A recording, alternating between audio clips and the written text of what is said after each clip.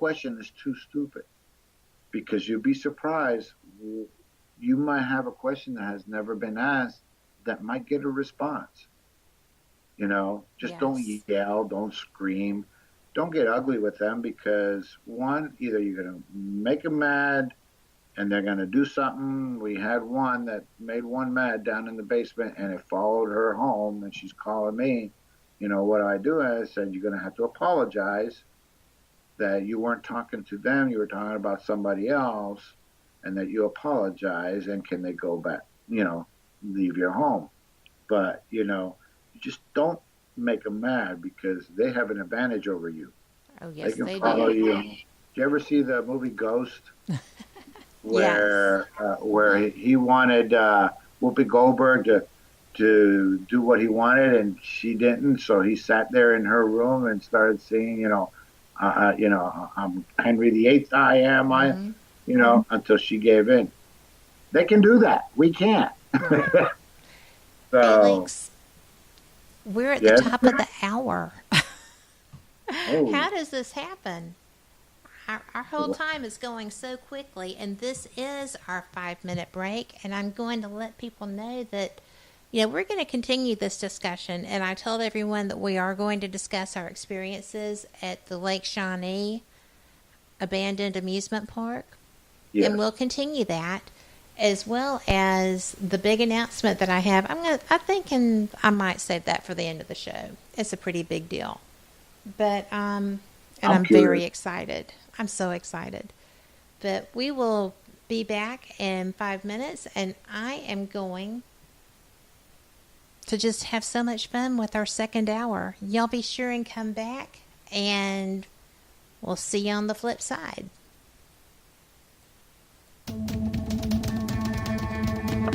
What do you see?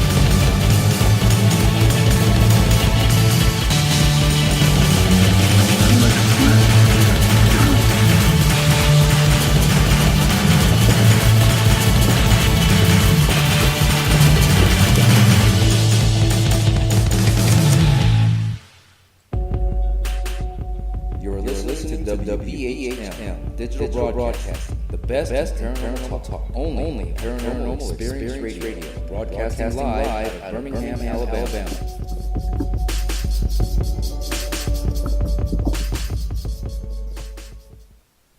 Hello there, and welcome back to the second hour of just a wonderful show that we're having here on Paranormal Experience Radio. I am your host, Kat Hobson, and y'all don't know it, but I talk with my hands when I'm talking to y'all, so I can't help it.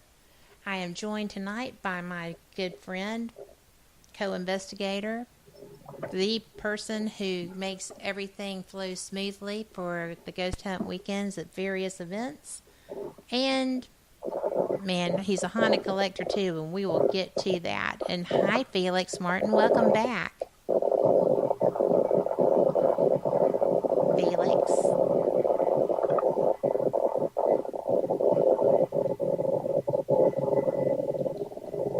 Well, that is a different sound.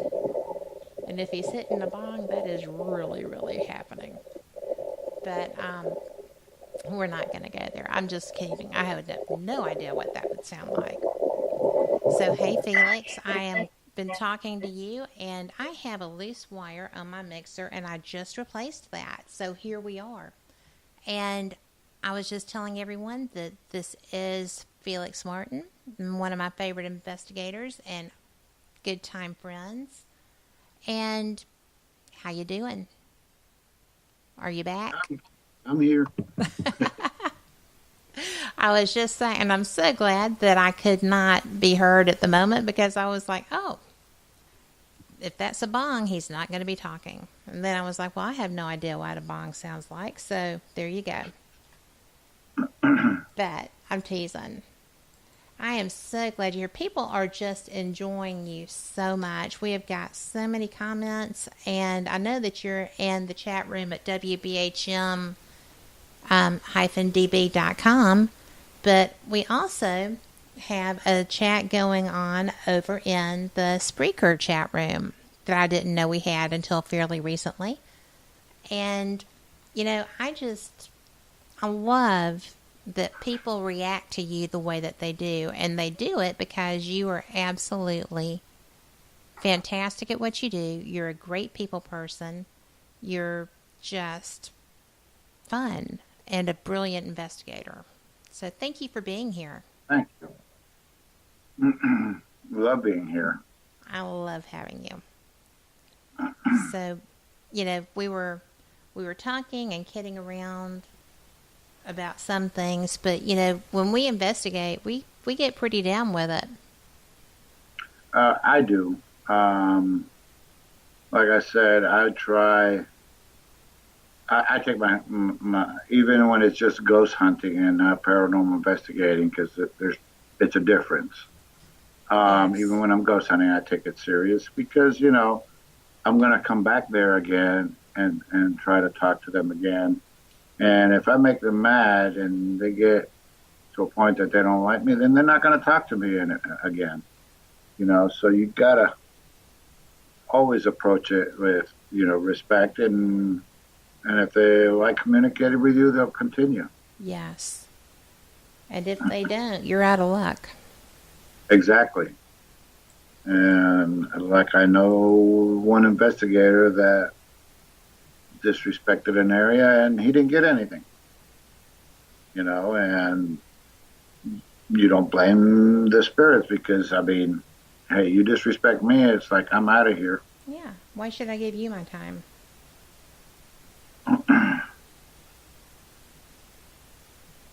My approach to both life and in general.